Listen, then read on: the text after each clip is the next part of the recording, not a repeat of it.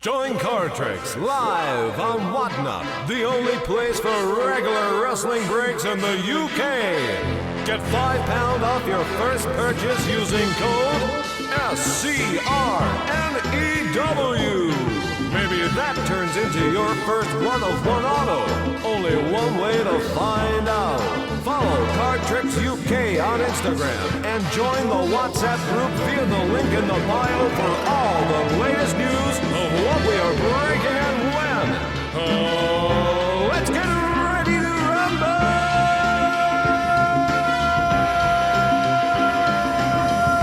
Code only valid for first-time Card Tricks customers.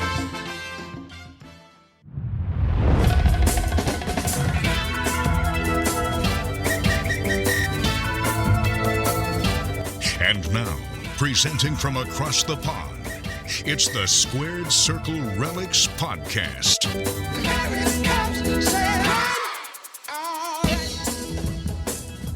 Hello, it's Sunday. You know what that means. It means one of us isn't here this week, and this week it is Chris's turn not to be here. He actually got an invite to go and do MasterChef. Greg Wallace couldn't do it today, so they've sent Chris down there. So we'll hear next time if Chris is on MasterChef. But we are joined, as always, by Excalibur and Taz this time round. Lloydy, Graeme, how you boys doing? All right? That's the weirdest fucking intro you've ever done. Yep. Who's who? Who's who? He's on MasterChef. That's where he's gone. It's better than what you told me I was doing. Well, that's true. Yeah, that's true. That caught me off guard. But no, that's it. So it's us three this time round. So we've got Lloydy and Gramazing, the wizard Graeme. Graeme, how are you doing? All right? I am doing level 7. I'm in the middle of Hamilton Fringe Festival here in Canada right now. It just started a couple days ago, and we're recording this podcast literally right before I do a show this afternoon, too. Thank you for making time for that, by the way. But I'm doing great. Like, I'm in the middle of vacation, doing Fringe Festival, collecting all kinds of wrestling cards, impulse buys all the time, and I'm pretty sure we're going to get into that in the episode, too. We are. Lloydy, how are you? Yeah, I mean, apart from I still haven't got over the start of the show because that was amazing. Sorry, that was good. I'm looking forward to our one night love affair with Graeme, to be honest, because ultimately it's nice to have someone else on that. Well, I mean, you've come into the show before, but like on the last bit of it, haven't you? But this time, you're going to be on for the full show, so that's pretty cool. So yeah. I'm really looking forward to it. Myself, I'm okay, just getting over a little bit of surgery that I had last week, but it's all going well, it's all good. Stitches are annoying me slightly, but yeah, all good. Happy. You're on cloud number 9 otherwise. I am, and I've got a couple of beers. I think I'm actually getting a bit of a cold, actually. Little Bear's been... snotty as anything today, and he's rubbed it on for me, I think. So I'm starting to get a scratchy throat. But beers, hello. I'm looking forward to tonight. I've already had a couple, so this is going to be a great show. I mean, I'm on Heineken Zeros tonight. So. Okay. I would be having a beer, except I have to drive to the show. So I have two cups of coffee. So I'm going to be cranked up for this episode. Be buzzing. Yeah. Somebody has to do it, mate. So what have we been watching then? Well, I tell you what I haven't been watching, Graeme. I haven't been watching Due South, and I am gutted that TV show is not on air anywhere in this world, it seems. We have to talk about Due South because we have a Canadian on the show. Due South is one of my all-time favourite sitcom-y things that they did back in the 90s. I loved it. It was great. Due South. D-U-E South. What's it about? It's about a Mountie that came... Yeah, Paul Kross. If you know not... I was like, I don't know what you're saying. Really? Yeah, I was like, what do you... I was like, huh? No way. Yeah. God, you lot are too young for me, man. Like, fuck off. Like, go and get an education. Like, Due South. It's so funny that you watch Due South, to be honest, because... I mean, when we look at Canadian shows, we love British shows in Canada, right? I think it goes both ways. So I feel like this is literally the only show from Canada that shitted out in the last 30 years that was any good. Oh, that's not true. Have you not seen Schitt's Creek? Have you never come across Schitt's Creek? Oh, that's true. Actually, yeah. Sorry, I forgot. Okay, yeah. Yeah, that's what like. Anyway, back to Chief South. Yeah, it had a deaf half wolf, half husky in it. It was a brilliant show. Leslie Nielsen played a Mountie and kept falling off his horse. It was the best. I miss. I don't think it's going to make my list. What? I like this Jamie. because it's like stereotypical Canadian stuff. So I think as Canadians, we kind of don't really watch it. Did you ever watch like stuff like Strange Brew or the Mackenzie This cuts Brothers? like a knife. If I'm gonna be honest, Graham, this cuts like a knife to me because I thought that you would. I thought this TV show would be in high esteem over in Canada, man. Like I thought this would be like Your Office in America, but it's obviously not. Gutted. You know what? I'm fine. sorry and happy to disappoint. Yeah. Well, I've never seen any of these programs, and you're lucky to actually know where any of these things are in the first place.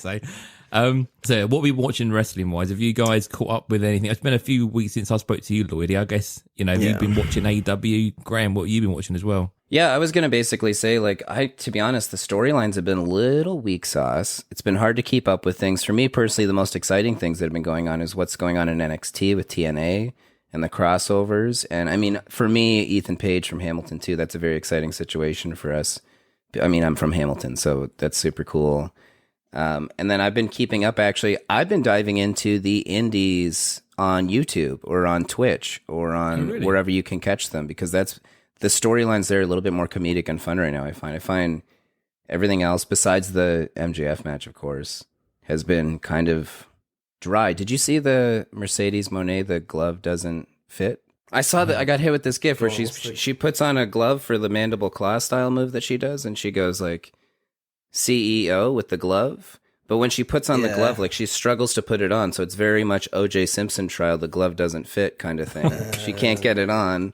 And then she has to like... O.J. Simpson trial, but you have no idea what due south is. What is going on in Canada right now? That's what I want to know. What is this education? Anyway, yes. He died recently, didn't he? Well done. Current events, Jamie. Up on top of it, as always. Yes, he died recently. Yes, he did die. Well done, Jamie. I was waiting for your... Yeah, I thought you had done anyway, so... He did. But, he did. Yeah, die. And he did do it probably as well. So, allegedly. Yeah, I assumed he did at this point. Yeah. But yeah, no. Wrestling wise for me, I've seen Dynamite this week. Obviously, I saw the 60-minute match. I've seen bits and pieces. Blood and Guts should be good next week. We're on the road to All In, so we can kind of piece together what All In's going to be looking like now for us. I mean, I'm looking forward to All In a bit more now than I was maybe a month ago, but we'll see. We've got 5 weeks or so, haven't we, to get to All In, so. I tell you what, though, that 60-minute match, I mean, that took me by surprise. Like, I did watch the Card Tricks had it on a break, and they put that match on, and I was just sitting there just watching it, and I wasn't doing the breaking because I was just watching the match, and it had, like, AEW for a long time hasn't had me that enthralled for a long time, and I couldn't believe that it went on for it was just shy of an hour, wasn't it? Just under an hour. Yeah. And I couldn't believe it went on for so long. I was like, there's so many people out there that are just going to be in heaven that match happened and that it went on for such a long time.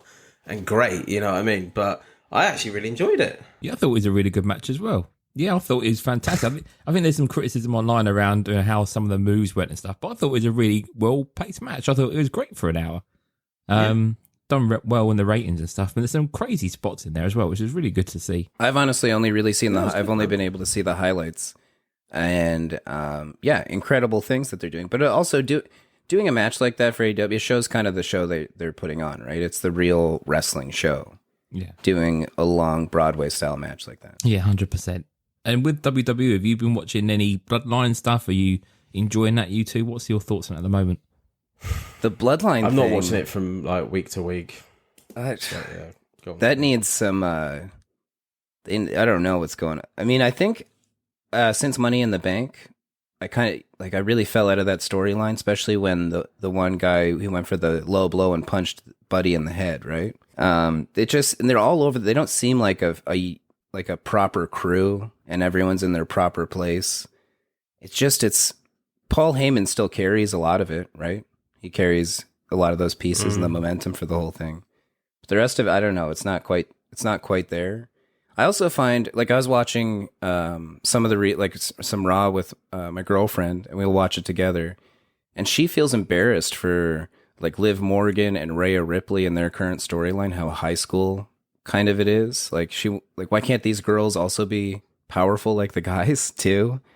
And I was like, it is kind of weird cringe at times. So like, I don't know, I've kind of been unattracted to a lot of the WWE story, like the main roster storylines right now. I think for me, I don't mind the Rhea Ripley side of things. I think it's obviously the payoff is going to be her getting the belt back. I think it's where does it leave Dom? Like, where does Dom Mysterio go from here? Because it kind of, obviously, Priest is going his own way. You kind of feel that JD and Balor are kind of doing their own thing. It does make you wonder where Dom will go, unless you end up with Dom and Rhea both being faces together, you know? Which maybe that might be the way they're going with it, but...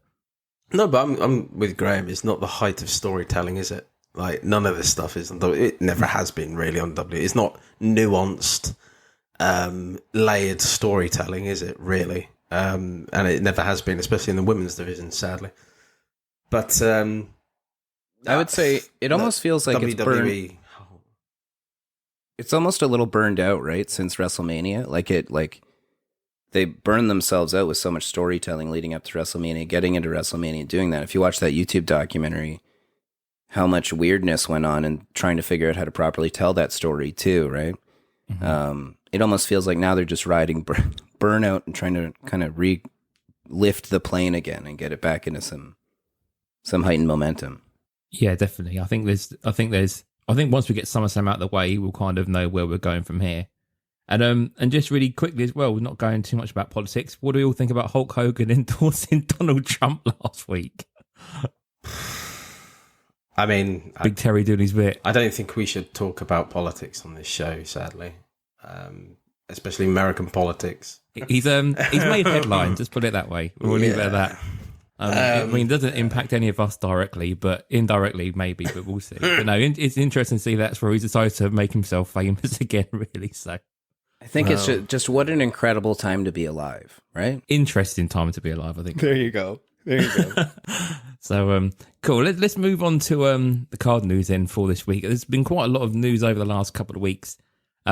Lloyd, I'm not sure if you mentioned this in the last time pod. I couldn't remember if you did, but Allure EPAC landed over the last couple of weeks. So I managed to get onto it. It was after we did the last show. Yeah, I thought so. I thought it was a couple of days afterwards. I know we knew it was on its way, but it has landed. $13.99 a pack. People, of course, are getting boxes and cases and things like that, but lots and lots are being pulled from this. What are your guys' thoughts on Allure EPAC? And are you glad to see EPAC doing a bit more now? Well, before we go into that, so the emphasis on $13.99, so that it's the most expensive individual pack that there's been so far on EPAC for AEW product, and that includes I think the first one was like $12 something, $12.99 maybe. Anyway, it's the most expensive pack, but I'm not saying you're guaranteed a hit, because I've definitely had packs that haven't been hits, but it's weird. Yeah. Well, it is weird because, like, even like the out of 299s, the AEW, the AEW parallel isn't actually classed as a hit on EPAC, which I find really strange. So it's landed. The thing is, we kind of all know, like with EPAC, there's no big shock about it because we know what the product is. However, there's obviously been a hell of a lot of rewards, and there's the image variations as well that have hit that nobody actually knew about, which is really bizarre.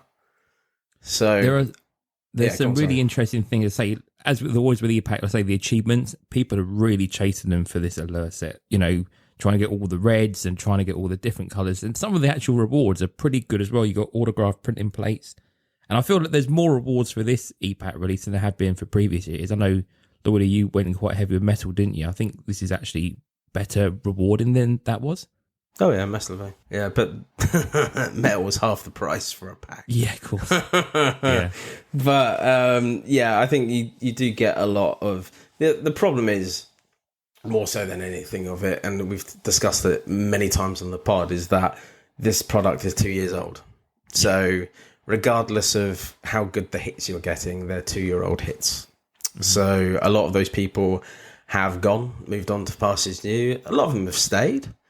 But it's really hard to say that there are monster hits in there outside of one-on-ones and the case hits at the minute, because who wants something that's 2 years old and it's not really overly that relevant anymore, unless it's like kind of like rookie year or rookie card kind of thing, but obviously not listed as so. I think some of the bigger names that we expect are the ones that people are going after. So your Jade Cargills, your Jamie Haters, your CM Punks, and the MJFs. Like, they're the ones that people seem to be wanting to be chasing. And the amount of trades like I'm getting in the inbox for, you mentioned as well, Lloydie, in the past about some really random names that people actually want because they need to get those achievements. And you said earlier in the week, I chat around like Brody King stuff, didn't you? Like, people were sending massive trades to try and get that last Brody King card that people hold on to. Yeah, Brody King Red. The amount of ridiculous trades I've had this week for my Brody King Red alone. It's just the same thing happened when we had the Dynamite achievements in the first product, the 2001 product. Jesus Christ, they've only gone a year into EPAC. It's ridiculous. If you think about it, it's absolutely scary, isn't it? So yeah, I mean, I think to be honest though, I think with EPAC, I think the achievements actually do give it a selling point. A lot of people obviously moan about the price point of the product and saying, oh well, it's like $30 cheap at retail right now. But you have to take into consideration that in retail you're not getting achievements. And if that's what you want to chase in order to get that little extra thing, especially when those little extra things at the minute can be one of ones, why would you not consider it? It's not for me personally. I mean, I do go into EPAC. I love EPAC. A lot of the UK peeps do love EPAC because it's a very easy way of getting product over here. And we do thank Upper Deck for doing it, even though we slag them off a lot. No, massive. It's fine.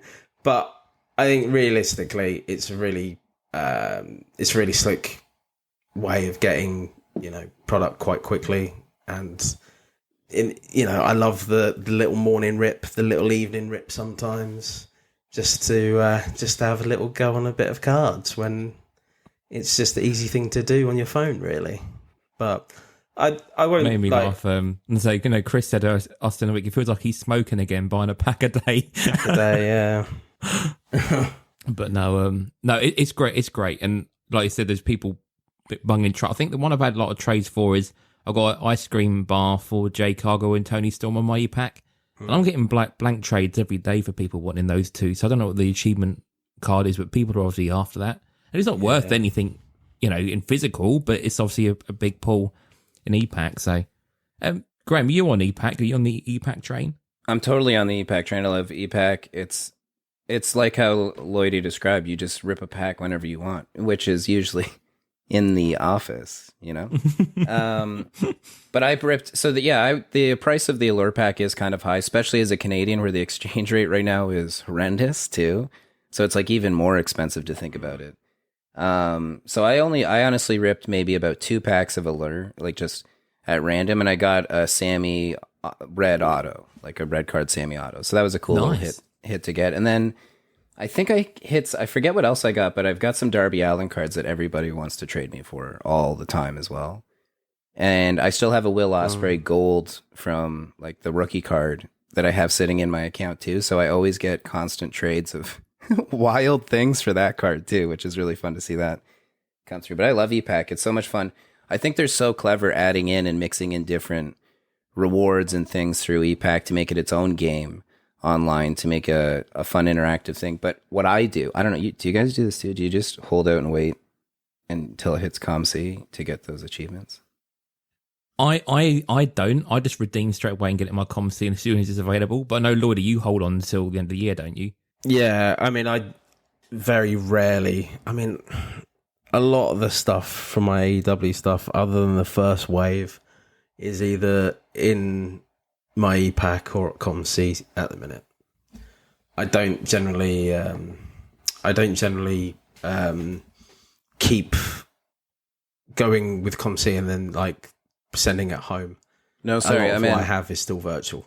What I meant was like, do you guys? What I wait is for like the brass ring achievement, right? Wait for other people to collect it and accomplish and put it onto ComC, and then because it's not so much buy it from ComC, you mean? Yeah. Because it ends up and the price goes down and down and down because people don't know about all those little achievement cards at first, right? Yeah. It's one of the best ways to pick up.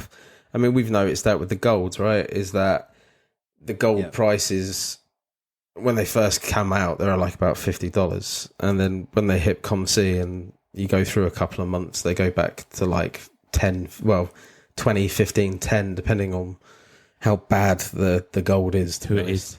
But who it is, yeah. So, yeah, I don't buy much at AEW, I would say, though, from ComC. So I like to rip it, and I like to hit those big cards. You know, the one-of-one mocks that I hit is the biggest card I've ever hit, and I've done that via EPAC, right? So, you know, without EPAC, I wouldn't have that achievement. So I think that's really cool, but I don't know, when it comes to my PC of AEW is very fluctuating, to be honest. I've got a few bits I keep, but a lot of it I don't. I kind of just see it as, a lot of it, I see it just as trade bait for Chris, to be honest, because the amount of stuff I've traded with Chris over the years is just ridiculous. Well, one of which we'll talk about later in the sales, but yeah, it's just, it's crazy. It is crazy. I mean, to finish off the EPAC conversation as well, obviously we had the World go down on Friday, and Upper Deck EPAC was not away from this. They also went down pretty much most of Friday afternoon, which I guess can only also be linked down to the global meltdown. So I don't know, mate. That was a lot. It was a lot later on during the day that happened. It was still up and running in the morning. Oh, really? Mm-hmm. Okay. Yeah, I don't know. Because there was obviously, we'll get through the rest of the news, but there was obviously some other issues with bits and pieces. Oh yeah, we'll get to Panini in a sec. That was a fucking tragedy. That was that was the worst thing I've seen offer. Let's get to Panini in a sec. Go on. Well, let's move through to it. Yeah, so nothing more from AEW. Again, no more physical. We've got no more dates for at the minute. So if you want your AEW fix, EPAC is where it's at. WWE news. So in the world of Prism, just really quickly skim over this part. So Prism has been pushed back once again. On Steel City, they're currently listing it on the 7th of August, and then first off the line and undercard is like the week afterwards. It might even be even further than that. I think we're seeing some rumours it may be further in August, but at the moment Prism is pushed back. Lloydy, do you think this will be later than that, or do we think we're going to be getting it in a couple of weeks' time? I heard rumours that first off the line would be after this, but I think that's bullshit, because ultimately there's no point having first off the line come out second. So it negates the whole thing of first off the line, right? So just keep your eyes peeled for first off the line, because when that comes out, it's normally like the week after, isn't it, that you get. It's normally pretty quick. Sometimes a couple of days afterwards that you get it. So I think first off the line will be a big indicator. But until we even get the chat lists as well, it's so hard to say, mate, to be honest. Do you think they're doing a release? You know when it's happening. Fanatic Fest? Like, nobody knows, mate. Nobody knows what's going to happen with it. The thing is with Panini and any other product at the minute, I think what has happened in the world of wrestling, that it's so deprioritized in the grand scheme of things. And I hate that it is, because ultimately it's got a lot of hardcore fans that love it, like us. However, if there is a blockage anywhere within in the chain of everything that happens, I think one of the ones that always will suffer will be the production of wrestling stuff. And I truly believe we've only got a couple of months left for WWE, because I truly believe, and this is still not confirmed, I've still asked, I'm I'm going through Fanatics now. Topps did come back to me and said, go through Fanatics. So I am working with Fanatics to try and work out if the actual date of swap over is the end of this year. And I truly believe it is, from everything that we've been told and everything we've discussed with people in the industry. We believe it's the end of the year. So if you've only got if this is coming out in August, you then have 4 months until it's just gone back to Topps. It's gone. So what can you get out in those 4 months? Select? Hopefully, that would be lovely. Be nice to finish off on a highlight select, wouldn't it? Remember when Topps ended and Panini was coming out and there was just too much and it was so great? There was just too many. Although some of that was NXT and women's division. There's still a lot of stuff though. So many the problem with Topps, Jesus. Yeah, the problem with Topps is that the majority of the Topps product is generally shit. I got to love Heritage, to be honest. I thought that was terrible when I first saw it, but I did get to love that. I think they are a step behind Panini as a product, personally, with regarding their designs, regarding their feel, look, everything. Are we going to see that going back into Topps? I don't know, because what I've seen from Topps, especially from the latest stuff, I think it's gone up, but I still think it's going to pale in. I think we're going to have that step down feel. I think we're all going to be like, shit, do you remember those good old days with Panini? And I think that's going to happen when we go like we are with Topps now. Yeah. So, but when it comes to Panini right now, anything can happen, because I think the wheel is already broken, to be honest. We're just getting the remnants of what's left. To answer the question, anything is going to fucking happen right now. It could. Prism may not even come out. It could be delayed all the way up to the end of the year. We just don't know. There's always a chance, isn't there? Obviously. No idea. But Prism, that's on hold for the minute. So hopefully early August, maybe later on in August, but we'll let you know next time round. Panini Instants, there is a lot to talk about with Panini Instants this time round.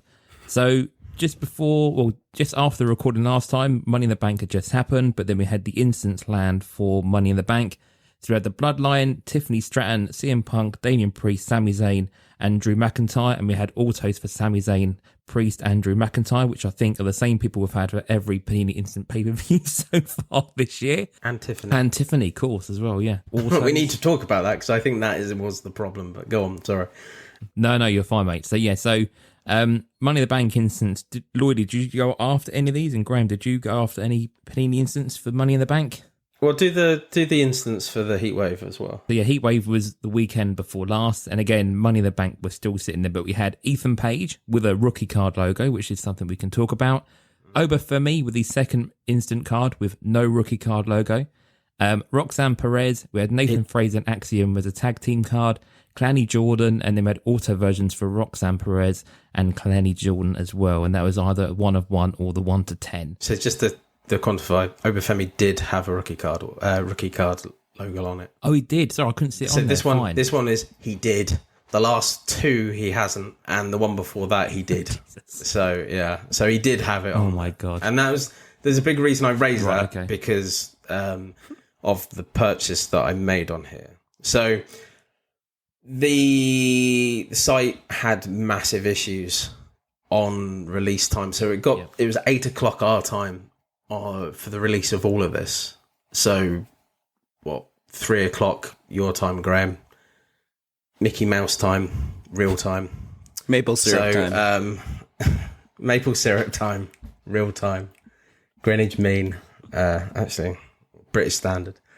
So yeah, it was just rife with errors. So one of the weird, there was an error that kept coming up saying there's too many people using it. I put that down to the fact that everyone was logging on trying to get the Tiffany Stratton autograph, because everyone's really horny for that right now. But on top of that, when you actually did select something, you were going through to a page to set the postage, and it was coming up saying we cannot deliver to this address. Because I have a UK postage address, I was like, oh fuck, have they screwed up posting to the the UK, so I reached out to the ATP, and Chris was checking as well with his American address, and he had the same issue on his American address as well.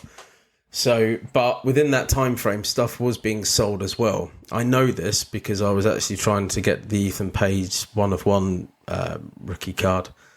We'll talk about the Ethan Page rookie card in a second, Jamie, because that's its own story in itself. But I saw that went eventually. I think I did about 1,000 refreshes to try and get that card, and it just came up with the same errors. I never got a sniff of it because of the errors, basically. And then I thought, screw it. Well, Obafemi does have a rookie auto. It's his first auto, I believe. So there was 1/1, and there was 10 of 10s as well. So there was like 11 rookie card autos of Obafemi, right? His first out there.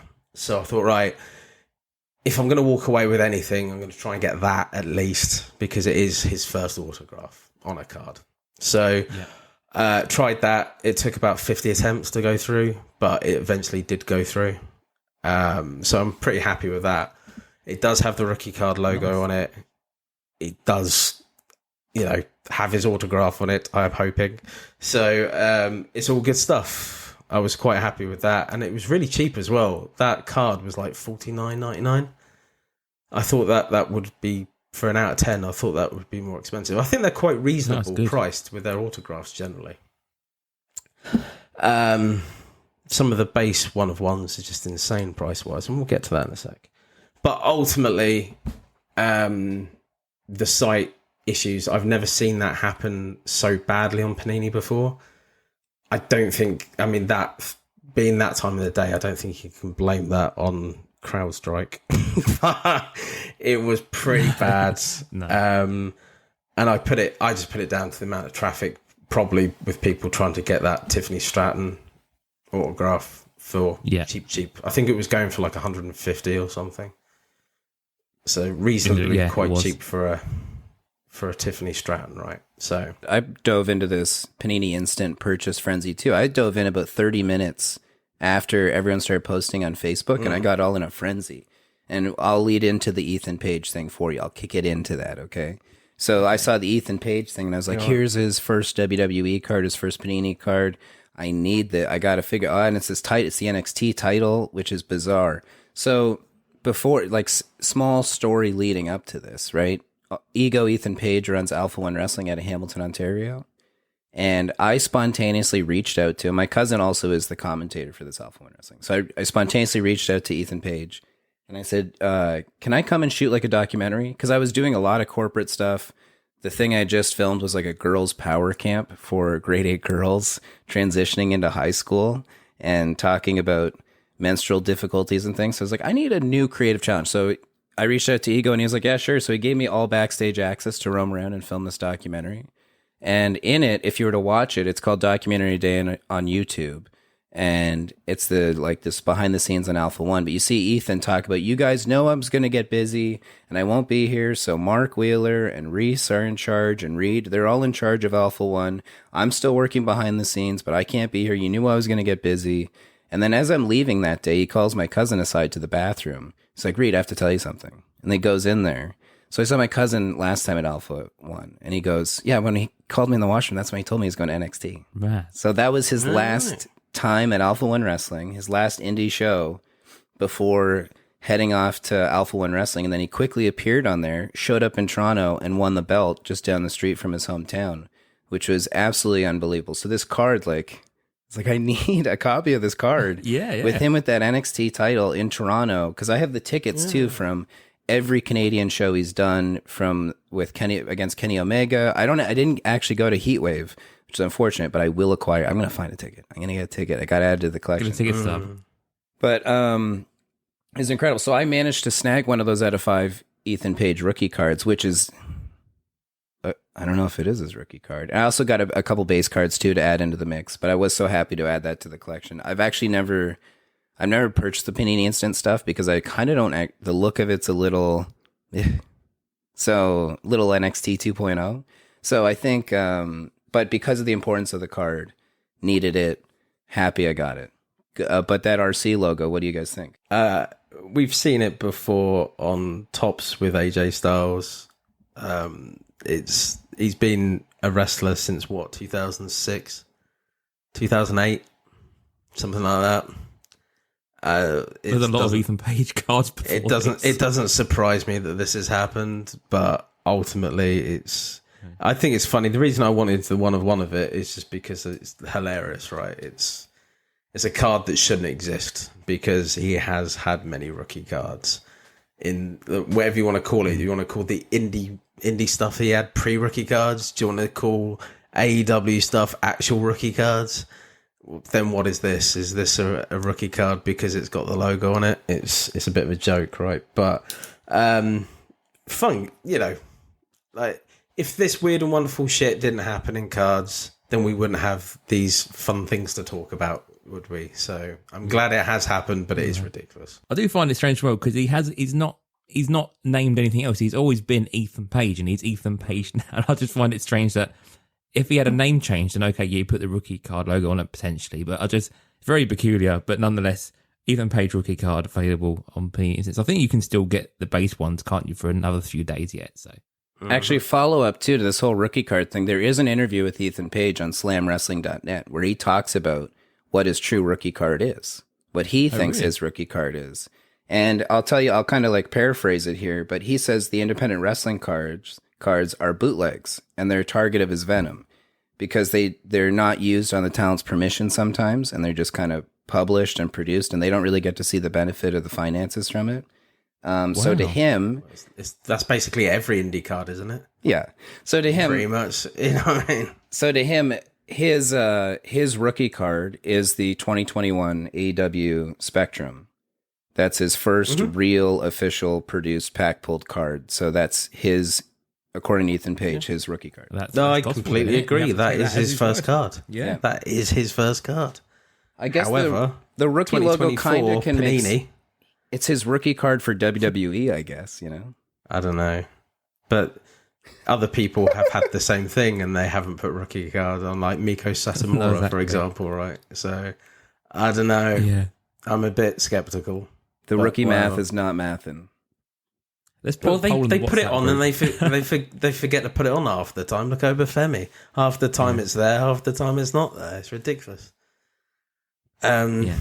Well, I don't think that Obafemi, even though I've got the autograph of it, very happy, I don't think that picture on the Obafemi card is the best picture of him for the autograph either, which is a bit of a sad one. But I think they were a good set, though. I think it was a surprise that CM Punk 1 of 1 didn't get snapped up really quickly. It was $200, but it was a very unique shot of him wearing the... it's an interesting shot, isn't it? Yeah. I thought it was well cool.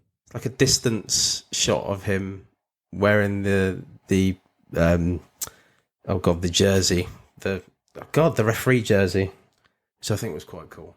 Yeah, it was a really good shot with Drew laid out. That was cool. I think Drew, like the out of 10, I think it was $59 for the autograph. Mm-hmm. I thought it was a lovely shot of him with the cashing in the Money in the Bank. $59.99 for an out of 10 for Drew. Yeah. Oh man, I think people are sleeping, to be honest, on a lot of this. Did we check what's left still, Jamie? So I had a look this morning. There are still a few bits and pieces. I think most of the autos have now gone for both Heatwave and Money in the Bank. Yeah. Again, there's still some stragglers still left over there from earlier on in the year. But we have had quite a few conversations in the Card Tricks WhatsApp group about Panini Instance. So many people, like, this is not on people's radar. And we've said before, like, we've missed these numerous times. If you haven't looked at Panini Instance before, always check them out post pay-per-view because there's some really cool shots. The print runs are normally quite low as well because people don't know they exist. And they do ship to the UK. There is a premium on that. But again, you can get some really cool images. And if it's something you enjoy or certain wrestlers, you probably may have an auto for some of the big guys. So definitely worth checking it out. The thing is, like, if we miss it half the time, like the mere mortal who isn't doing podcasts about wrestling cards all the time can easily miss it as well. It's just Panini marketing's terrible. but is Tops now much better? I don't know. I mean, I've missed out Tops now numerous times in the past, so... I'm just looking at the minute. Yeah, see what's on there, because we're only got a couple of weeks away as well from SummerSlam ones coming out, so we might just do a bit more of a prompt to keep an eye on them. But That's it. The big shock: Damien Priest, 1 of 1 auto for 150 still on there. It just doesn't sell, does it? is that the Money in the Bank one? Yeah, Money in the Bank one. Yeah. I feel like Damian Don't Priest, sell he's that got way. so much potential. Crazy. Like he's got a great voice, he's got a pretty good look. In the ring, he's a little clumsy. It doesn't really all come together. I don't know. Cool entrance, you know. It's like almost there. I don't know what it is. And he's a lot older actually than I said. Like he was late 30s. So he's actually in his 40s. So yeah, it's a bit of a weird one with him, to be honest.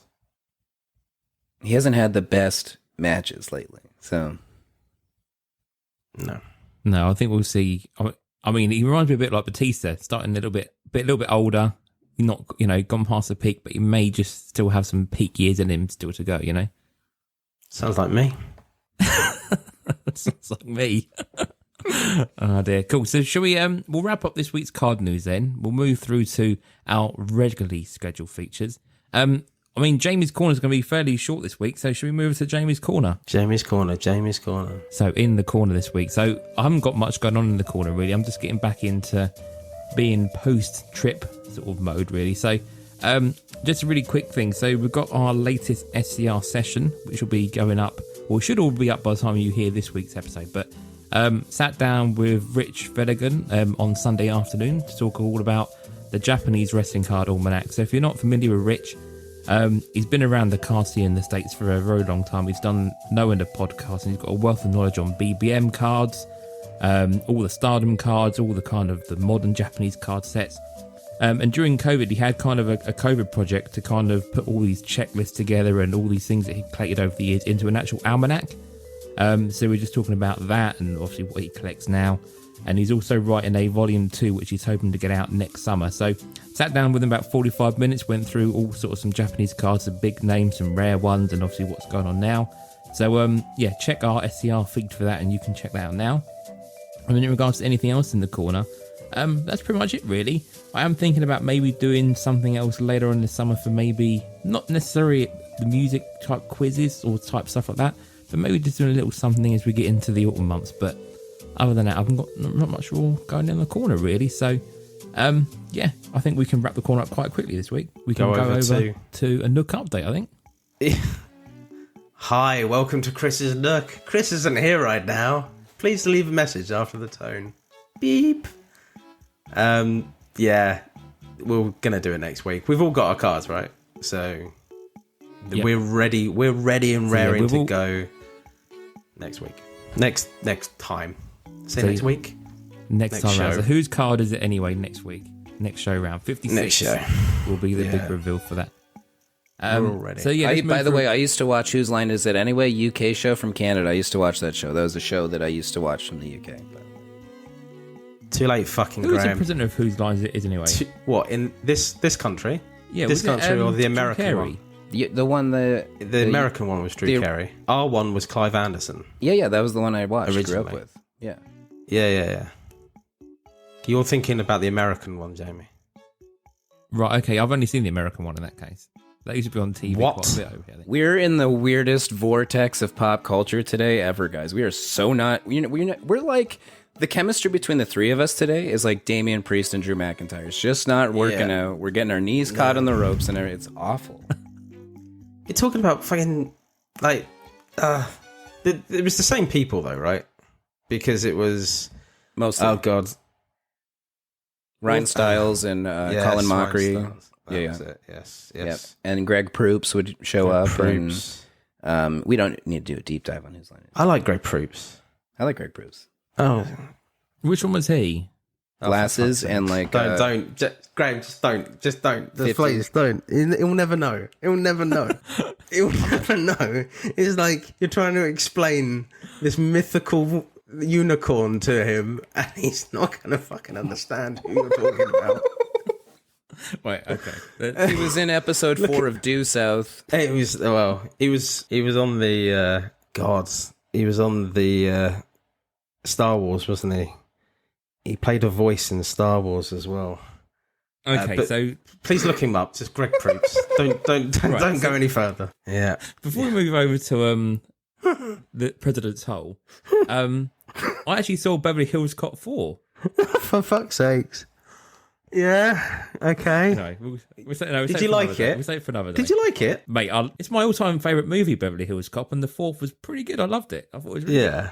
Yeah. There are a lot of callbacks to the A original. lot of Easter eggs, lots of so many scenes were very similar, but it was a good laugh for a couple of hours. I really enjoyed it. I said I can't remember if I said it on the last show. I was just waiting for him to put a banana in the tailpipe, then realizing it was an electric car. Banana and tailpipe. And then going, damn it, it's a Tesla. I thought that'd be quite funny. I was waiting for that the whole film. It didn't happen. But yeah, it was good. It was good. I've watched 1, 2, and 3 since then as well. Really? I had seen them obviously, but like not for the last 10, 15 years or so. So that was quite cool. So I'm all caught up. But yeah, I enjoyed that. Anyway, right, let's go back to cards. We're digressing massively this week. So the insanity of this fucking show, man. Okay, I'm so sorry. So sorry. That's right.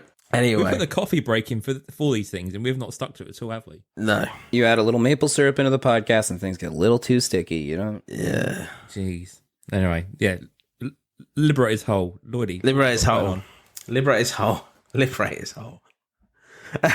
Liberator of the week. The President's Hole, Liberator of the Week. Jamie, my music. Can I please have When You're Gone, just to introduce a Canadian UK theme to the show even more. So Bryan Adams, When You're Gone, featuring Melanie C, please. Okay, it's in. She was, to be honest, I think she's my favourite Spice Girl. She's fit back in the day, man. And she's like one of the better Sporty singers. Spice. One of the better singers. The only problem was she's a bit Gary Barlow. She's from Manchester. Nice. That's the only problem. But sorry, Manchester, I love you really. I saw Go on. I saw her doing a DJ gig at the Cambridge Club Festival when I was doing the radio stuff down there, and she'd done a DJ set. Yeah. I was backstage and I was watching her say she pressed one button and just let the DJ set play out. She'd done nothing for the whole hour and just sat there dancing around and just let this mixed tape play out while she was doing nothing. You think, man, that's an easy payout for her, isn't it? Hey, take the money and run, eh? But Oh my god, yeah. good on her. Anyway, Yeah, you know she can do it. She's got money. Anyway, back to Anyway. the normal program. fuck's sakes. No Liberator of the Week. I didn't do one. Maybe at the end of the month, we'll see. I haven't planned it yet, but I probably will do. But we can play our new game, $10.40. It needs like its own jingle, Jamie. You need to like jingle it up a bit. I don't know. It did last time. Yeah, it had a Did jingle it? last time. I don't know. I can't remember. Put a bit of spice on it. Bit of jingle. So this week's contestant is Graeme. Graeme. So I decided to dive into Lloydy's hole, take a into Lloyd's hole, and I took on the 1040 challenge because that's the only way to get back out of the hole. So I dove into ComC. I would listen. Trav did it on eBay. I think he did it on eBay. You originally did it. You originally did it on ComC, didn't you? I did, yeah. But there's no parameters on where to buy it from or anything. Okay, I wasn't sure of all the rules, so I figured I did ComC. There is an easy thing with ComC, though, for the 1040 game, is say you're looking for a specific wrestler, and you know the price point, you can kind of set the scale, but obviously, because you're doing 1040, you want to put it in offer, so you go a little bit higher, Mm-hmm. So for me, I collect the EST. I was looking at EST cards. There wasn't anything in that realm that was attractive to me. The unfortunate thing with Bianca Belair cards is she is in the same pose on all of the cards, and it's kind of maybe the outfit changes, but Swinging her hair? or holding someone above her head. It's one of the two. Yes, Okay. swinging the hair yes, or yes. someone above the head. It's the two. So I was like, that's okay. And then I was looking into the Ethan Page realm, and the price points were just like not on there. So then I go to let's go get some. Let's look into. What I really like collecting right now are the Panini National Convention cards from last year, the 2023 ones. Oh, From the VIP gold packs or even the base cards, because I really like the look of them. I think they're pretty sharp. Simple, clean. I like that. They're cool. So I started looking at Roman Reigns. I saw the out of 50, I think it was listed somewhere around $16. I was like, let's try it. So I offered $10.40. Very specific offer. Waited maybe 2 hours. Accepted, and I'm out of the hole. Way well done. There you go, a bit of Romy on there. I like that. I like it. Well So the done. official card is the 2023 Panini National Convention. The base card, it's blue Roman Reigns out of 50. That's Nice. a nice card for 10.40. Yeah. I like it. I like it a lot. Well done, Graham. Thank you for playing. $10.40. The next contestant for the next show is across the pond. ATP's one and only Tommy Redgrave. So Tommy is he actually has sent me a message while we're on the show saying, I think I found it. So even though I asked him this morning if he wants to play $10.40 next time round, he's already found his card, I believe. So that's going to be an impressive one. So looking forward to hearing the memo from Tommy for the next show. So thank you, Tommy, for playing. Well, thank you, Graham, for playing, and thank you, Tommy, in the future for playing. Happy days. That's the... Nice. I'll send Tommy the link in a minute in that case, so he's got that Okay, now. cool. I'd forgotten about the sending him the memo, but I'll do it later. Nice. Jamie, you can plug me up for this time. Plugged up the hole. Nice. Mel C, Brian Adams, off they pop. Boys, Baby, when I'm feeling a bit thirsty here. Oh. Should we go and have a Coffee. break? So we've got a very, very special edition of the Coffee. break. We're going to go and discuss... what should we discuss this time round, boys? Have you got any ideas what we should discuss this time? Graham, what do you think we should discuss this time round? I like it. Okay, you throw it back. Okay, that's fine. You kicked around. There's a couple options that we could have gone. Kind of family traditions or magic stuff if you want to talk about it. I'll really open it up to you guys. I know Lloydie had an incredible family tradition story. And I know, Jamie, you wanted to kick around the softball a little bit about British magicians, which I'm totally down to as well. Because in a way, watching magic shows is a personal tradition of mine. Let's go family traditions. I'm happy with family traditions. Sure, that's totally fine. Lloydie. So Well, family the other traditions. one, Let's talk about is weird- Paul Daniels. So that's pretty easy. I got to meet There you Paul go. Daniels Debbie once. McGee. No way. I met Paul Daniels at a magic convention in Columbus, Ohio, and Debbie. I met them both. I have a signed poster from Paul Daniels. It was the year before he passed away, and I got to see him perform in his classic club room style act. So impressive and unbelievable. So fast, quick wit, amazing. One of the best. And I can't believe I got to see him perform live. Wow. It's always a test because I think I've even asked you before of what's your top 5 magicians, and I think you put Paul in 2 or 3, and honestly, Paul Daniels is so underrated as a magician in my opinion. He's so good. He was beloved in the UK, and he's one of the only people from the 80s that didn't turn into be a nonce. So that was nice. Everyone else is a pedo from the 80s, apparently. So there you go. I mean, he's Allegedly. what I call a proper magician as well, isn't he? Yeah. He's not like the street magician like Dynamo. And stuff. He's like that classic magician, isn't he? And he's so good at what he's doing. Purebred entertainment. Yeah, the nightclub act is how it would be described, right? Nightclub, like a big comedy room. The lounge act. Lounge act, lounge hall. And Yeah. even watching, so I know you guys don't dive into Magic Secrets, but he has a whole DVD series called Bravado, I believe it is. And it teaches most of his act and the secrets, and it's all stories behind the scenes. But even the methodology behind his magic is just as clever as he was presenting and performing it. It's either incredibly simple or just so satisfying, the method. He is one of the best. I know, he was superb. But, well, let's talk about traditions then. Because, Jamie, this was the first thing. And 100% you did that. You said that you didn't do this on purpose, but you fucking did. And I know you did. for traditions because you say that I didn't. You wanted Graeme to tell his Easter story. So we put holiday traditions, and we know this. If you haven't I didn't done say it, holiday traditions. I said family traditions. family traditions. In the chat, it was holiday because traditions. we know you were leading me in. I think this was subliminal. If it wasn't meant, it was subliminal. Because Graeme has got an amazing tradition that he said, like, we all should have this tradition, and we all kind of looked at each other, what the fuck is he talking about? So Graeme, go on. What's your Easter tradition? Go on. It is hilarious. Go on. So perfect summer conversation is to talk about Easter, and so when would we have been recording the run-in at the time or something? It would have been one of those chats.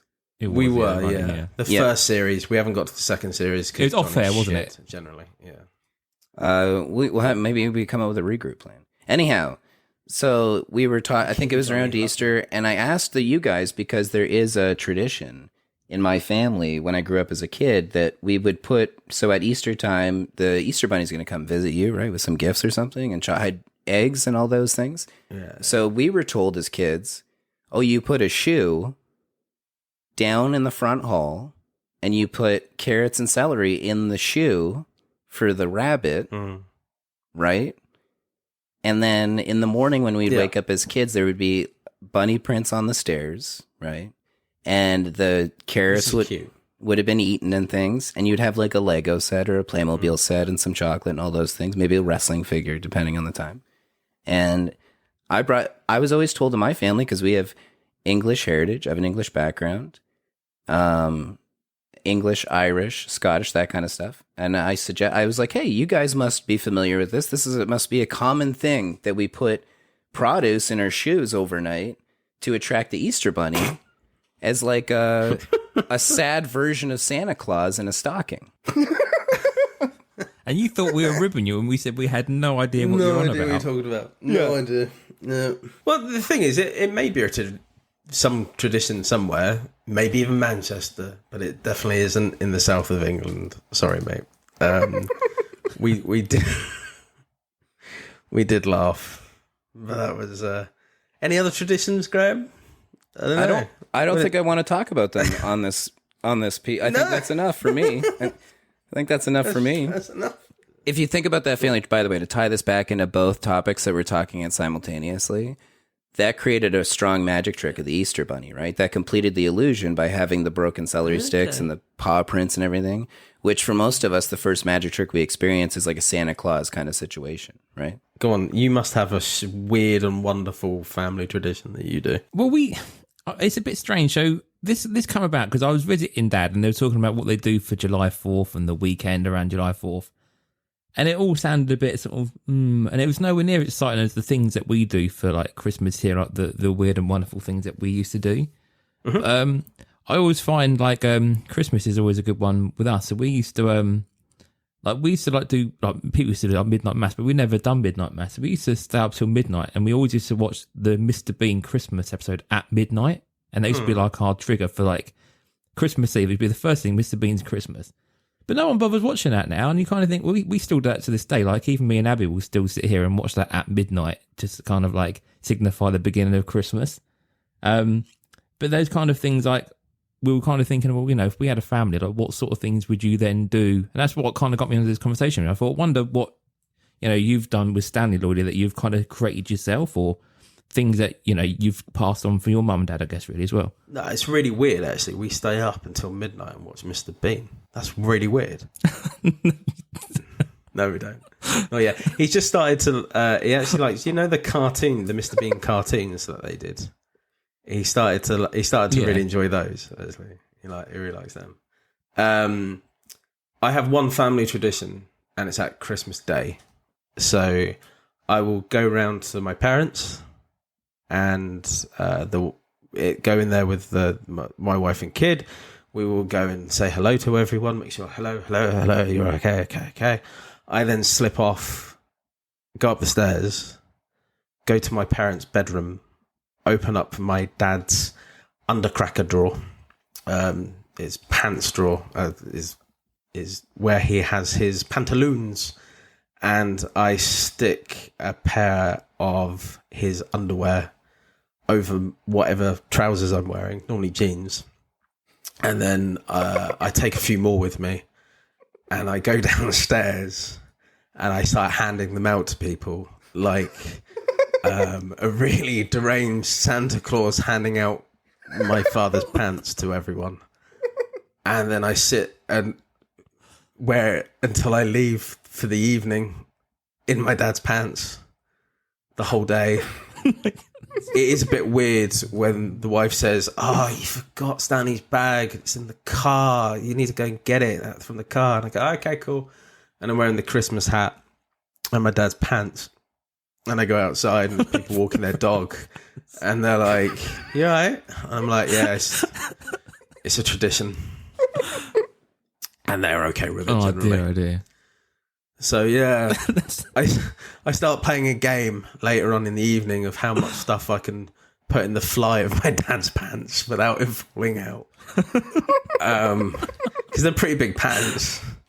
He's quite a big boy. There's quite a lot of stuff you can get in. It's quite funny. So yeah, it's the only thing I do on a yearly. Our deranged traditions. By the way, Lloydy, do you have any Canadian in your background? Because it's like a common thing over here to put on your parents' underpants over your dad's pants. Yeah, I do not. I do think I could be like, I'm not saying you're king, but at least a prince or something like that in Canada. I think if I ever do get a promotion, past the president, haven't you seen the show Due I'll South? probably You know become we're run by royalty. the Mount. You've seen the show Due exactly. South. We're run by the Mounties. Come on, you know your Canadian history. you know what I mean? I can honestly. I'd love. I'm gonna Google to, dad's pants. dad's pants. Yeah, Dad's pants. dad's pants. Cool. I'm gonna look into that tradition. Dad's pants tradition. It just started because me and my brother were fucking about one year about a decade ago. And we're upstairs just messing around. And then we were like, what can we do that's a bit naughty? I know, dad's pants. For a minute, So I didn't think my it was brother real. doesn't- I thought you were going to pull the plug on it, and you kept going. No, this is a proper tradition that horrifies my father more than anything else. It's my mum's like, "Oh fuck, he's got the pants again," and my dad's like, "Oh, my pants." But Putting a carrot in a shoe happens. is like child's play right now. Oh, it's good times. I mean, take it up to the next level this Christmas. Put a carrot in the pants as well. You know, that would be a right old mix, wouldn't it? Put a carrot in the shoe in the pants by the front door. No, that's a bunny I want to meet Jesus right Christ. there. Okay.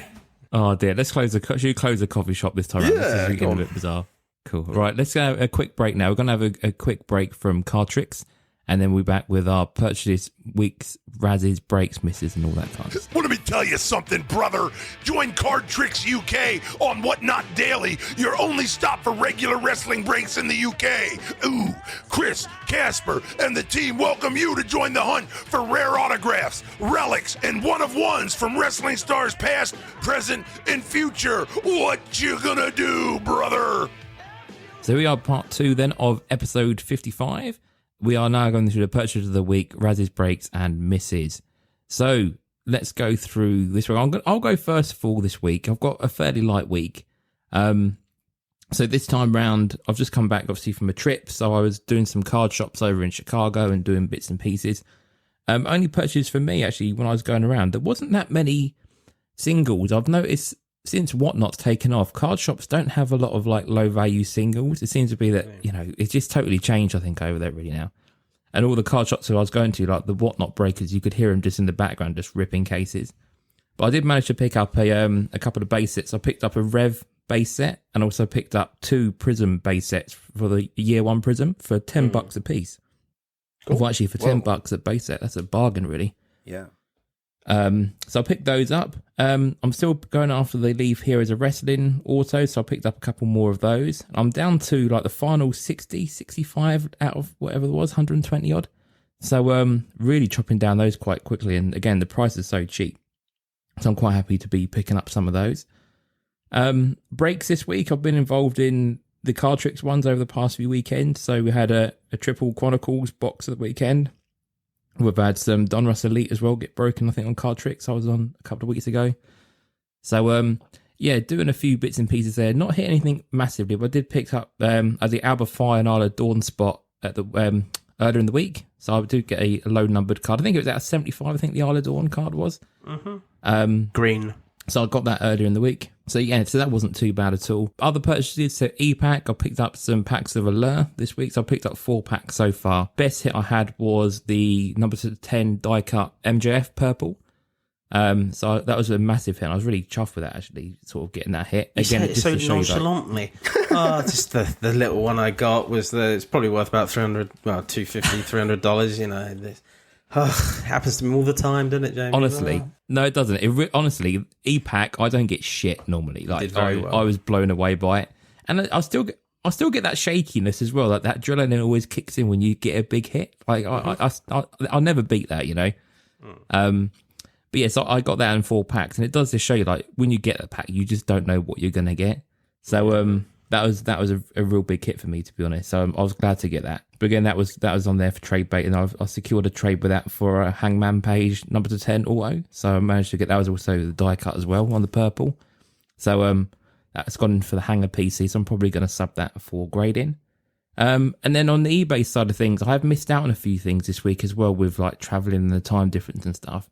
But I did pick up a Mike Tenay auto from the 2008 TNA set. With it's got the professor. He's actually signed it, the Professor Mike Tenay, which I thought was quite nice for a little inscription on there. And that's it really. Just some again a few bits and pieces here and there. I picked up a couple of cards for you, Lloydy, for a bit of a deal that we were doing. So they should be over here in a couple of weeks, but you'll get those shortly. And for everyone who's interested, me and Lloydy finally secured ourselves on the Jude Bellingham trade. The trade has been completed. We're all good there. So next time we meet up in the pub, we'll do that. And I think that's pretty much it for me, really, for purchases. Just kind of bits and pieces as we go, really. You boys have got so many cards. I've got Graeme. You've got cards as well that I need to send off. I've got cards galore for other people at the minute, just everywhere, all around me. So, all good. Happy days. Well done, Jamie. And thank you as well. That's what I was going to say. Thank you. You picked me up the Kirian Kross spot as well. Karen Kross. Kirian? Yes. It sounds like his Irish Kirian brother, Kross? Kirian Kross. Oh, to be sure. Kirian. You know. Has anybody seen Scarlet? Oh, Kirian. Kirian Kross. I've definitely had a couple of beers tonight. Kirian Kross. Oh God. Go on, mate. Go, G. Go on. You want me to dive into my purchases? So I drove. Yeah, go on, mate. I don't really do breaks so much often anymore, but I pretty sure I had a couple beers and I randomly bought into one. I guess I bought a Ricochet spot for super cheap for the new Immaculate and hit nothing. I hit nothing, so that's good. Mate. Good little throw the money to the wind. And then I randomly put a bid down on a John Cena 2023 VIP. This is one of those, the Panini from the National Convention cards again. This is the blue, yellow, green color. This was a PSA 9 out of 25. So I don't have that one. And it also came with the Stone Cold blue and the Roman Reigns red out of $199 too. And I got that for like $35, I think, which is pretty good. Nice. So cheap. And then the other one I picked up was an EST. A gold popped up from the 2023 Chronicles, the Honors. It was the 10 out of 10. So I put in a low offer on that one too. Another $35 scoop up on that one too. So that was a really great purchase. And then I did the E-Pack or the Panini Instant purchases with the Ethan Page new rookie card or whatever, the WWE rookie card. I picked up those, did the 1040 spot. And then I've been also flying around on ComC and digging up some more Ethan Page cards as well. I picked up the 2021 Spectrum out of 99, and I picked up the Brass Ring Achievement too from 2022. Wow, nice. Because I think those will be kind of rare. I like the fact you just call it the 1040 spot, by the way.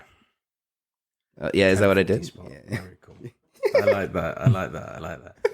But yeah, mate, you had a good week.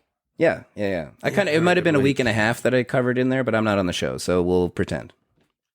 Oh no, it's 2 weeks, isn't it? Really? So yeah, generally. Yeah, you're well in there. You're fine. Yeah. Before I go into my purchases, I do need to address something as the president of this show. I've been getting a lot of flack lately from one Johnny Tancredi about the purchases on the Squared Circle Red List. That's us. The Card Foundation and the fact of I said something a month and a half ago and it has pissed Johnny off. I didn't mean it to piss you off, mate. I meant it comically. This show is all fun and laughter. However, I did back myself and put in the facts and figures of what you guys have bought in the last year.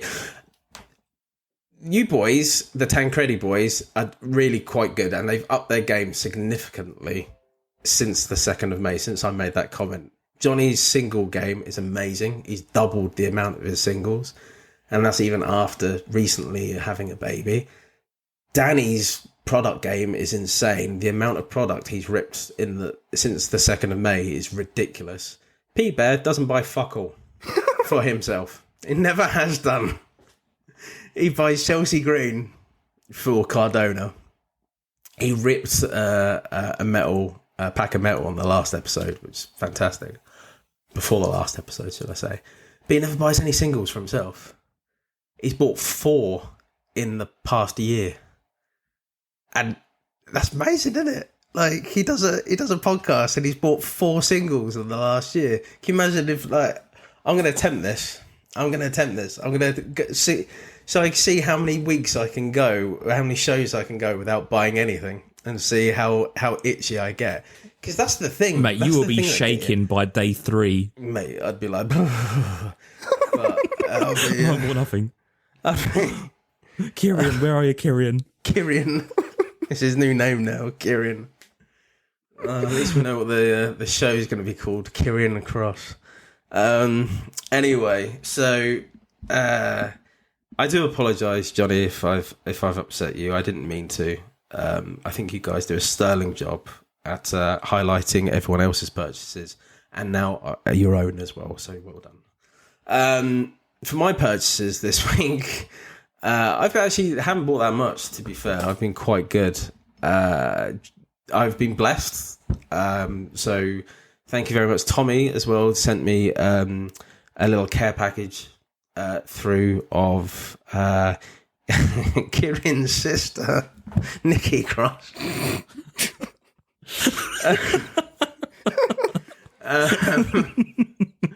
And also a Natalia action pack as well. I already had one for the action pack PC. I did need another one for the wife, and he had a spare one, so that's gone to the wife. And the exchange is I was going to do this anyway, but buy him a jug of beer when we're all in next month. That's going to be fun. He's going, isn't he? You had a spare ticket, Jamie, so he's coming, isn't he? So yeah, he is. Looking forward to seeing Tommy. Yeah. I got pissed with Tommy the last time, so this is my drinking buddy will be there. That's good. We help each other to your seats this time round. Yeah. And what else did I get? I got I bought one card, which is a JBL card from Chronicles Autograph. You know, the weird, God, what are they called? Voices of the Ring. JBL. Yeah. I think it was a Blaster exclusive one. I thought I got that quite cheap. But other than that, I mean, I bought the Obafemi. I bought quite a lot of Allure. I think the biggest thing that I hit, I didn't hit a lot. In fact, I didn't do well.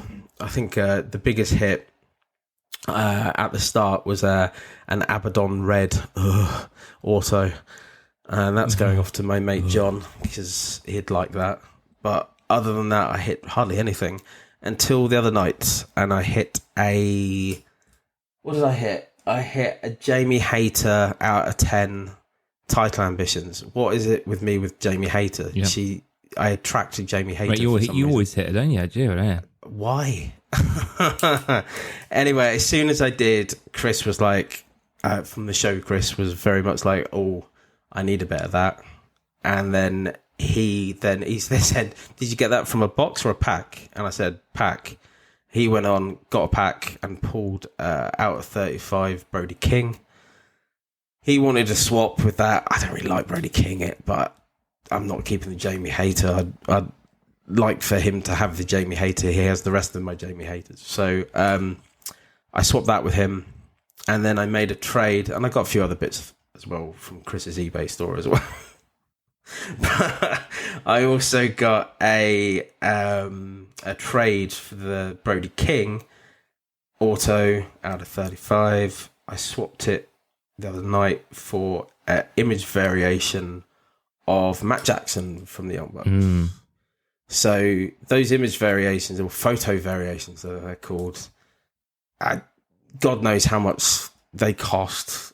Probably not as expensive as they probably think that they do, but they're out of 10. They're going to be really rare to get. I'd love to get the Hung Bucks, so obviously the Bucks and Hangman.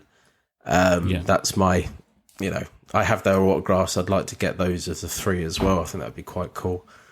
I think they're a bit lazy though. I did see the Chris Statlander out of 10, and it's the same that's on her Future Stars. So really? Yeah, the image variation is the same image as her Future Stars, which I find that's really lazy. So not the best. So glad to get that. And then Jamie, I also got your Not So Immaculate. I will send pictures of what I got from Jamie onto our sites. It was hilarious. I got this yesterday. Thank you, Jamie. It did make me laugh. I was like, oh my God. I just got a Subway, and I came back and I really wanted a Subway, and I saw this package, and I was like, oh my God, Jamie, what are you doing to me? So I ate the Subway and then came back to it, and oh God, I was crying. So thank you for that, Jamie. That's right. The only reason I bought those empty tins from Chris at Card Tricks was for the benefit that they can do the rounds. I've also got an impeccable one as well, so there's going to be some impeccable boxes going around at some point as well. I did. When you bought those, I actually thought you bought those for like a PC item. I didn't know you bought it to do the rounds, so that was quite fun. No, it's for rounds, yeah. I did like that. That was very good. Well, I used to do the roulette, didn't I? Envelope A and B, and I haven't done it. And I thought, no, I'm going to do the Not So Immaculate collection. Not So Immaculate. Very good. Very good. You had me in stitches. So, but I think that was it, really. It was not like a massively heavy week. I didn't buy lots. I got the money I spent on the Obafemi and was sadly a money that I got back from. I did tell about this on one of the last shows. I did buy a 101. I did buy a 1 from NXT UK, a mezzanine, Eddie Dennis, but the guy never sent it out. So I had to wait a long time to get the money back from that one. But really annoyed, to be honest, about that, because I think that's a card that's lost in the ether, sadly, now. Never mind. Not good. Yeah, I'm not going to name and shame the person, but I've reported the guy to the Facebook site who I got it from, and hopefully he's been banned from that now. So, not a good experience. Bummer. But I mean, on a good note, we've had some good cards purchased this week. So well done, boys. Well done.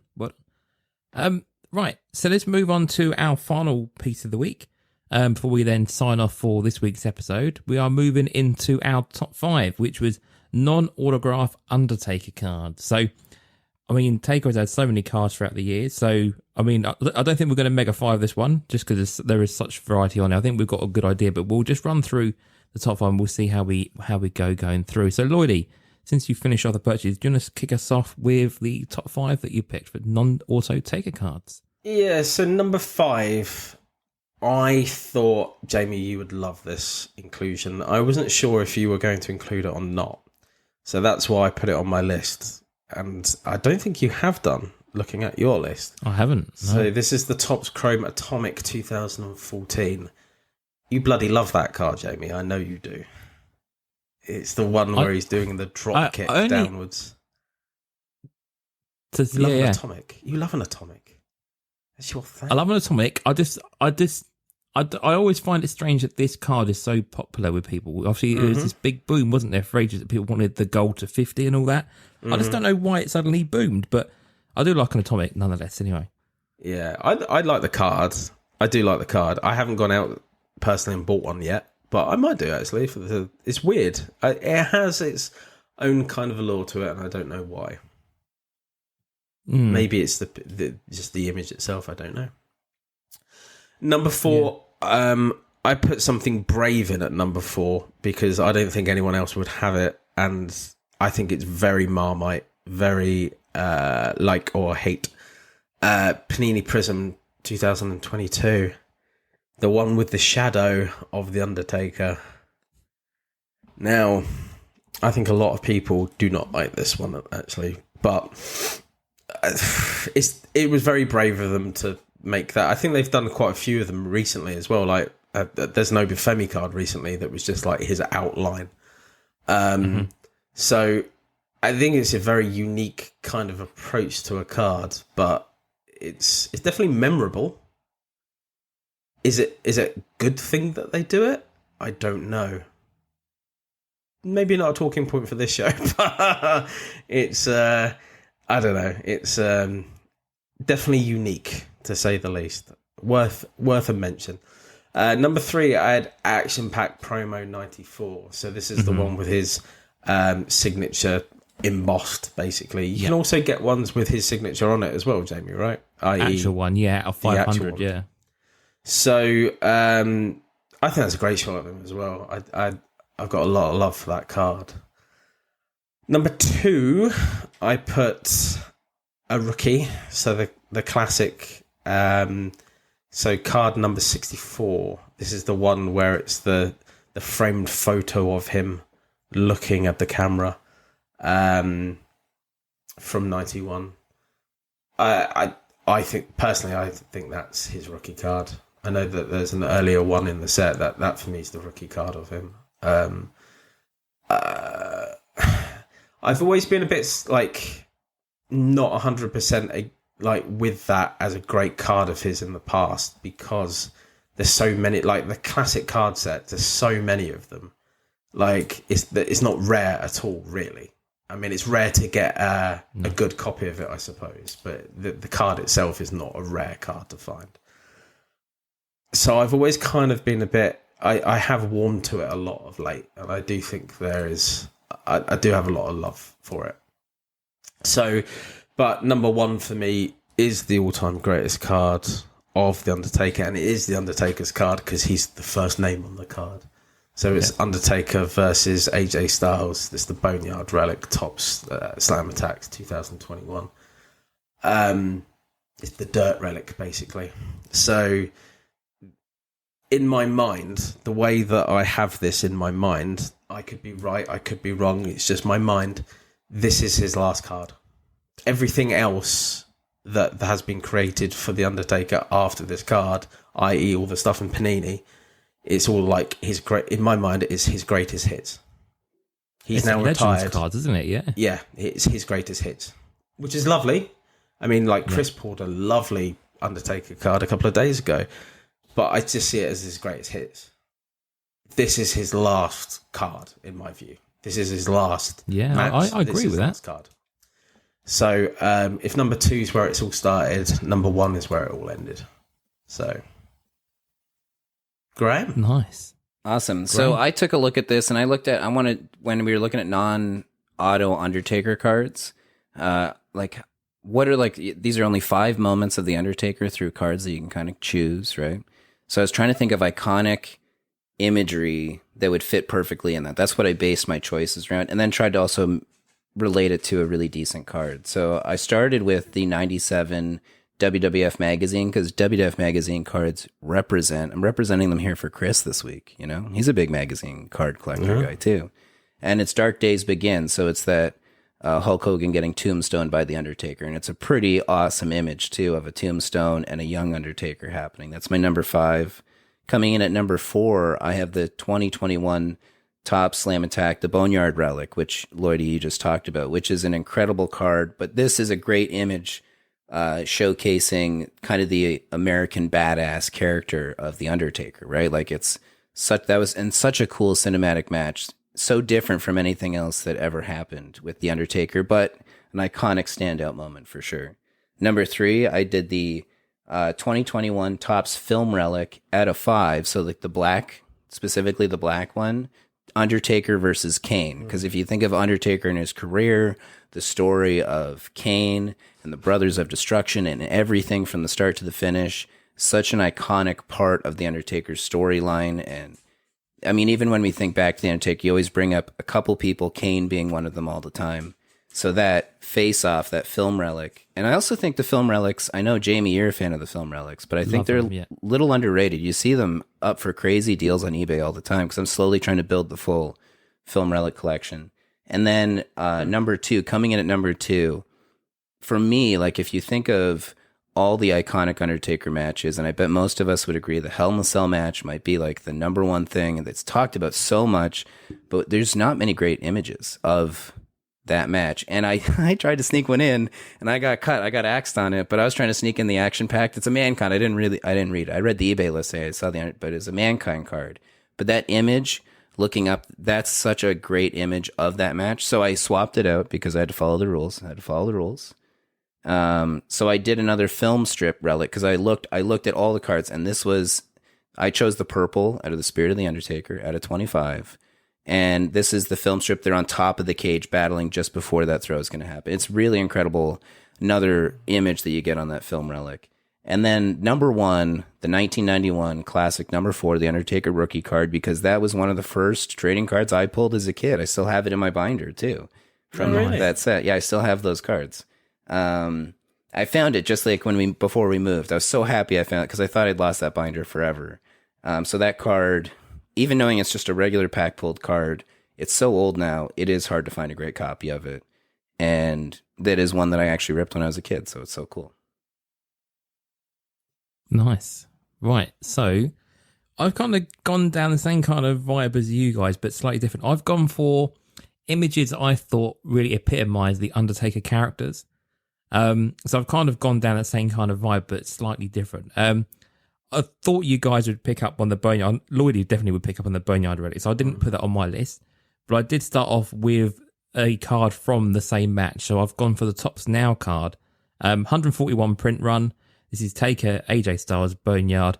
But this image is of the Taker looking down at the graveyard with the back of his head. So you just get the ponytail and that sort of silhouette of the biker Taker outside. So I'll put that down as number 5. So again, that final match. At number 4, I've gone for this year's Chronicles Action Packed. So we've got Taker at the entrance with the smoke all around him, and again, a bit of like a silhouette type image of Taker. This is more a modern Taker, I guess, like your early 2000s Taker. Number 3, I went for the UK Superstar set, so W Superstars, the final Topps one we had here. I've gone for the Super Elite, and I've gone for the purple. So this is your mid-90s Taker with the purple glove. One of my favourite cards in my PC. Like, I just love this parallel. The purple to colour match, and it just really pops that sort of classic. I remember you hunting. Mate, I was so pleased when I saw it. It never crops up either, you know.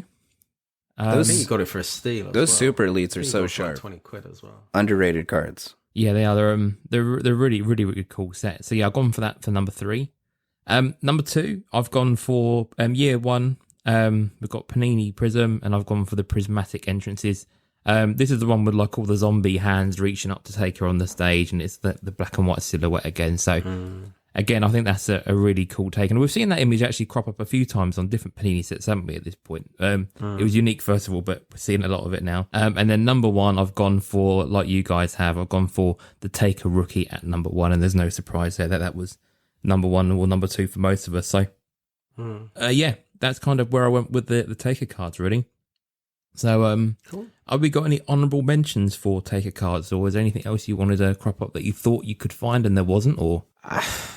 Not really. I said, Graeme hit, like, we've had problems with, like, looking for Mankind cards as well, this before. It's really hard to find a Hell in a Cell card of them two together that's like a really awesome card with like camera angles wise, but you know, you're looking back all those years to try and find something, and it was an awkward match to shoot as well, I suppose. But I don't know, it's just we've always struggled with the Hell in the Cell. I don't know, like I think the only honorable mention is there's no Paul Bearer. There's no Paul Bearer in many of these cards, right? And that's an important person in the whole Undertaker story. And I was trying to find a card that really encapsulated that too. You can find them in the 91 rookies, right? But they're just, that first image is just the best. That's the rookie card of the Taker. So that was the only thing that I felt was missing from some of the lists, was just a great image of him and Paul. I do find as well, but like we said with, sorry. no, come on. I would say I do find, like we said before, with like the Mick Foley stuff, there are so many matches where you think there should be cards of them, and there's like big moments of some of these people, and they just don't exist. I was going through some of the 98 and 99 sets to see if there's any ones of like Taker coming back as a badass or some, you know, Dead Man Inc. type stuff, and there really isn't that many, other than like the normal ones you would expect. But I mean, there's been so many cool moments, but there's just not that many cards. It's always the same type of matches, isn't it, really? But so sorry to jump in there, but an amazing relic would be a casket match, right? Like an actual piece of casket relic, you know, like some chipped wood. We do have one. Is there? We have had one, haven't we, in the top set, haven't we? The tops now. There is it's like a white, casket relic, basically. The lining, isn't it? Yeah, it's like the lining inside. You're right. You're right. So there has been one, but they're quite expensive and they don't come up for sale very often, basically. I don't rate them as a great card either, to be honest, because the relic is so small, Jamie, and the relic on that card is tiny. It's not like it's a normal get a big size bit of it. Yeah, it's like a little tiny square, basically, on a big dark card. Yeah. So but it is out there. You know, if you guys want to try and find it, you know, you'd be spending anywhere between 300, 500 quid on it, but go for broke. There is one card, which I do actually think is actually Taker's best card for me, but it's not, I would say, an Undertaker card. It's a Triple H card. So in the Chronicles set last year, they did a WrestleMania 28, and I'm biased because I was at WrestleMania 28, but there is in the Hell in the Cell with Triple H and Undertaker squaring off against each other, and it's his best photo in my opinion, squaring up to Triple H with Shawn in the background. I think it's amazing. That's what, in my view, that's where he should have ended it all. He went 20-0 in that match, and it was it was the third match against the game. It was the end of the story. They had that big hug up the ramp, and then in the next year he lost against. The next year he beat Punk, and then the next year he lost against Brock, which should never have happened, right? So why couldn't WrestleMania 28 be his? Yeah, but WrestleMania 28 should have been his retirement match. 20-0. It was a great match as well, wasn't it? Well, I think he looked a bit shagged. Like, even back then in 2012, it was not the best, was he? He was a bit.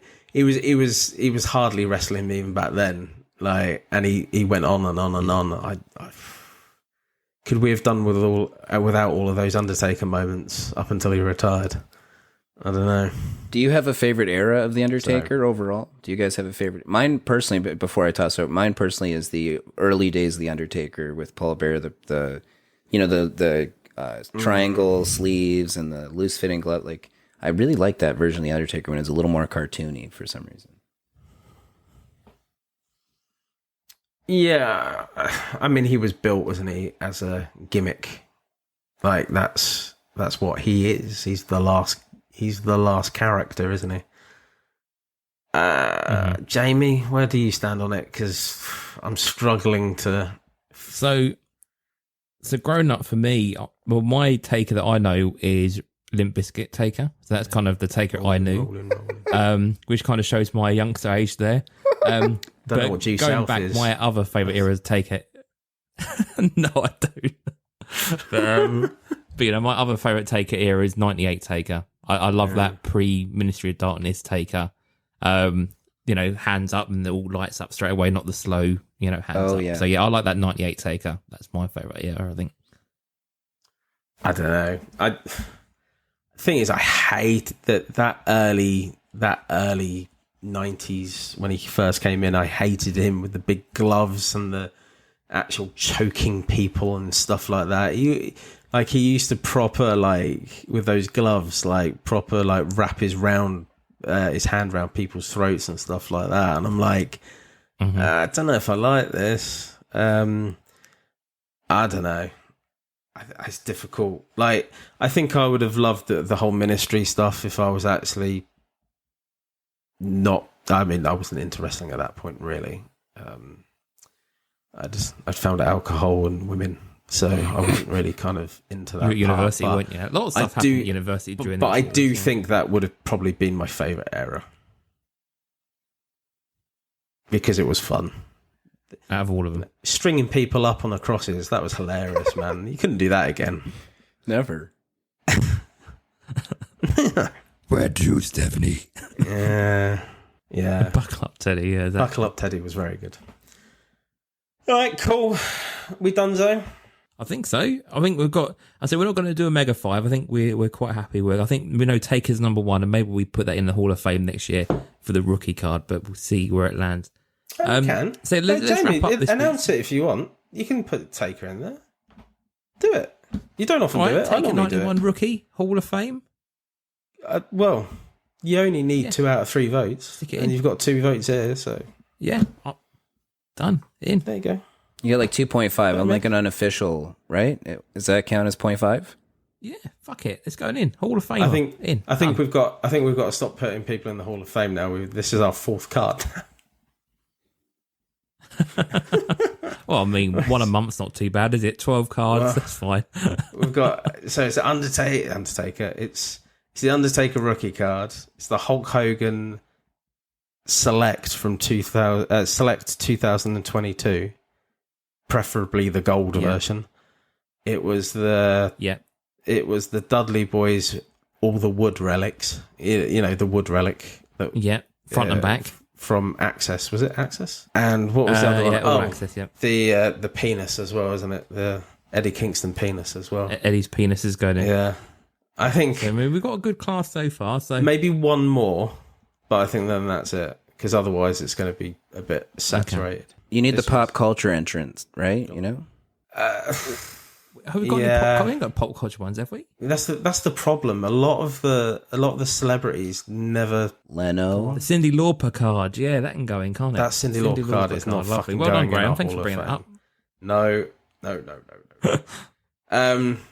But yeah, no, Jamie, you never did a graphic for this year's one. I didn't. No, you need to do it. No, I'll do one. Do a graphic, and do a graphic for the ones that are going in next year as well. Up till now, I say we put one more in, but I think it should be Chris's nomination because I don't think he's properly nominated as he yet. So see what he does. Not yet, I don't think. No, I think you're right. Okay, cool. Okay, fine. Well, let's wrap up then.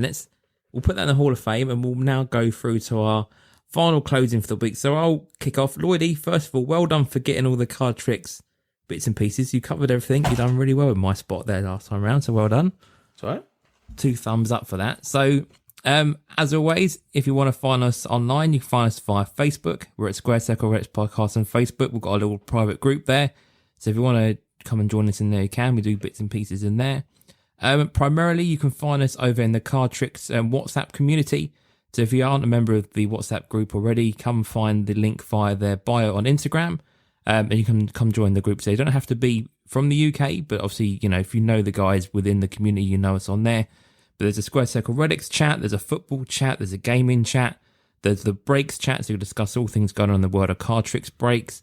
There's a sales chat in there. And again, great way to get involved with the community, know people within the group. And again, you can interact with us as well. We do polls in the Square Circle Relics chat. We do Wrestling Card Wednesday. Lloydy will have random conversations in there as we talk about things. We talked about football kits in there. So just a great community to be part of. As always, Card Tricks have got lots of partners. So if you want to sign up with Card Tricks for the very first time and you're not joining them before there and whatnot, they've got a code now for us. So it's SCR new. So if you put that into your wallet, you can get some money off your first purchase with Card Tricks. And you can also get with WrestleCrate, they do a Card Tricks voucher code for Card Tricks, so you get a free WrestleCrate on your first subscription, and just whole much more going on with Card Tricks there as well. So do give them a spin if you've not tried them before. And if you want to find me online, you can find me. I'm at Jamie Stocker over on X, and you can also find us on Instagram at SCRPod. Just to add as well, Jamie, did you get a message from Tom from the Card Tricks VIP group this week at all? No. What? Well, that's the thing. I must be his favourite character on the show then, because he sent us a message saying, "Hey, bud, just wanted to say I had a meeting in London today, so for the first time listened to the podcast and really enjoyed it." Didn't need to do that. Thank really you, nice. Haven't really spoken to him before. No, really good. He's a Bron Breaker collector as well. Probably why he reached out to me. But yeah, really nice. Really nice when Nice. these guys in our group are finding us as well, so really cool. Nice. Oh, thank you very much, Tom. So yeah, that's about it from me. I think, Okay. Lloydy, do you want to do your bits and we'll hand out to Graeme to do his plugs and bits? Well, like Tom, you can reach out to me on the WhatsApp group on Card Tricks. We're always in and around the different channels. We have our own Squared Circle Relics podcast channel as well, so come say hello in there. Please join. We're always about. You can catch me on D_LloydyBoy on Instagram. It's nice that the one time I can say it's nice that Chris is not here, because he's not going to say don't contact him. But yeah, it's fine. Do contact me. I'm there. But other than that, that's it. Instagram. He's constantly posting on Instagram as our Chris, so thank you, Chris, for that. And Chris he has sent a message saying next time round, next show, so it's going to be Chris's show next time round, and the top 5. So he hasn't told us what the coffee breaks are going to be, but the top 5 is going to be famous poses. Yeah, famous, sexy poses like doggy and speed bump, reverse cowgirl. Those are the kind of poses that we're going to be having. But yeah, that's it from me. Graeme. First of all, thank you both for inviting me on the show today. Lloydy, also thank you for buying me spots and breaks randomly. That's really nice of you too when you do that for me. That's really cool. If you want to follow me, I'm Wrestling Card Wizard on Instagram. If you want to follow my Magic journey, that's Acramazing on Instagram and Twitter. You can also follow me there on Twitter as well. I think that's mainly it. I collect Bianca Belair and Jerry the King Lawler and Roman Reigns and Bret Hart and a lot of Ethan Page right now. So if you have those, you can reach out to me too, and I'd love to do a little trade skis or something like that. But besides that, I really enjoy this podcast. Facebook group is a lot of fun. You guys constantly keep it up with unique games. I did so bad on that trivia thing, but you got to try stuff. You got to put yourself in awkward and courageous situations. And you guys are doing so much better with consistency, releasing the podcast episode at the right time every single bye week. It's a bye week, right? Is it bye week? Bye week. We tried bye week. Right. But the consistency is key. It's always coming out there. You're never slipping up on days and everything. And the length of the show is perfect. I love the in-depthness that happens every single week on the show. It's even great to talk Undertaker cards and eras with you just now. So really cool. Thank you so much, guys. No, thanks. And just another quick plug for Graeme stuff as well. Like, if you're not seeing Graeme's Magic stuff on YouTube, he's always on like the local news channels. He's doing things now with hockey cards. And some of the stuff is just really, really cool. So if you're into any kind of like card tricks or sort of magic stuff, do check out Graeme's YouTube feed, because he's got loads of great videos up there. You've done interviews with Ethan Page, obviously talking about various levels of wizardry and magic as well. So yeah, if you've got any interest in magic, do check out Graeme and the cool stuff he gets involved with. You should do something on card tricks. So it'd be card tricks on card tricks. Yeah, I know. Whenever I hear card tricks, it kind of, there's like what? What's happening right now? What is this? Is this wrong podcast? Like a dog. Yeah. Very funny.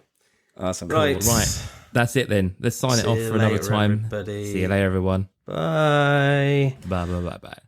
I fucked it.